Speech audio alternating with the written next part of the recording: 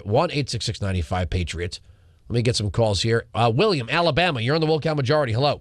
Yeah, man. I mean, I'm listening to you and what you're saying about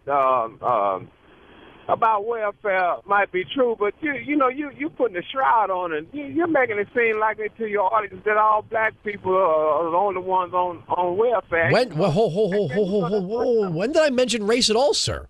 No, I know you hadn't mentioned race. That's my point. That's my point exactly. So you just edit in what you want to hear in this program. No. Listen to me. All right, you got all the time you need. The temperament of your conversation, you got to understand, the people in your audience are not all...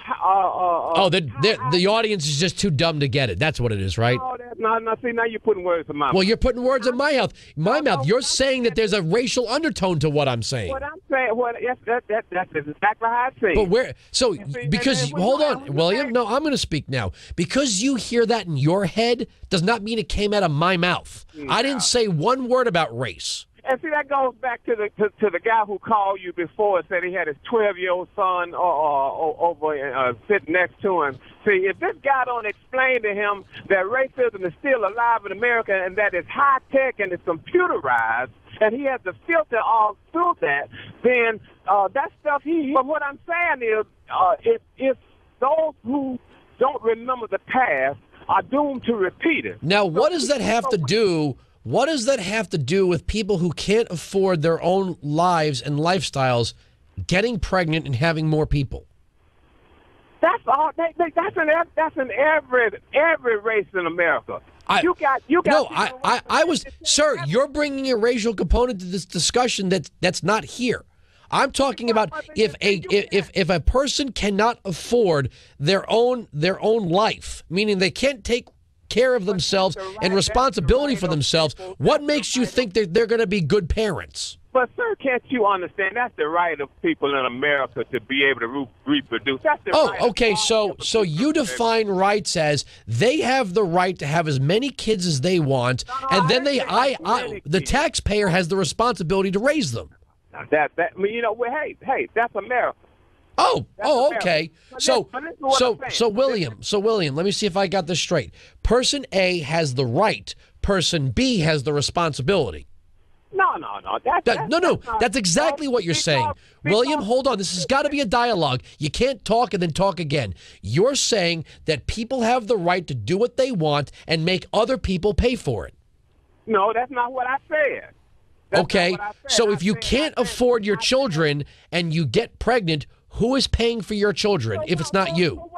So what you're supposed to do, if your father and mother were poor before you, then automatically they're just supposed to be sterilized so they can't have any kids no more. That way, you have no right to it, William. What you're saying is people have the right to impose themselves on other people. That's not what I'm saying. Well, okay, if a person, William, if person A can't afford to have children but does anyway, then whose job is it to pay to raise that child? That's not the point. That's exactly the point, sir. No, that's 100% the point. My point is this: if you're gonna put your foot on poor people. I'm not putting my foot on anyone, William. Let me ask you something. How much of my life is someone else entitled to? People pay taxes to help other people. No, they don't. That's the nature of America. Is that in the Constitution? I didn't say it was in the Constitution. I said that's how America is. But my point is this: how is that? Where did that start? Just let me make my point. Yes. The point I'm trying to make is if you put your foot on I'm not putting my foot on anyone, William. I don't believe for a second that I owe my life to anyone else. Let me finish. Well, you keep saying let me finish, and then you don't say anything. You keep cutting me off. All right, go ahead.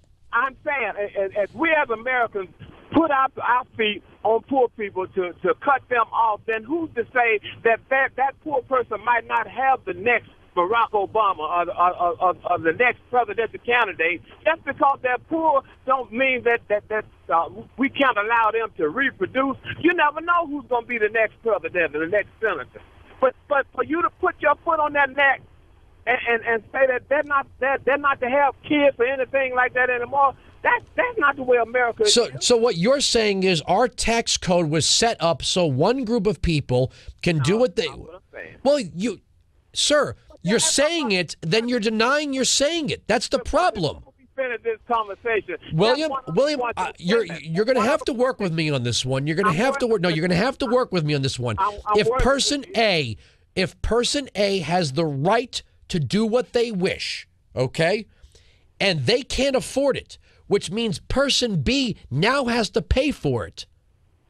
How much does person B owe person A? Well, okay, then on that note, as you're saying, back in the 30s, when people came... I'm not talking about the 30s. I'm not talking... Okay, William... I'm tying that into what you're saying now. I'm tying this into what you're saying. Back in the 30s, when people came across from Italy and all that over there, they didn't have the same thing. We paid to help them stay. Really? Really? The Irish got lots of welfare. Uh-huh. All right, William, thank you very much for the call. 1-866-95-PATRIOT, 957-2874. This is the Wilkow Majority. We are right. They are wrong. That's the end of the story. Sirius XM Patriot.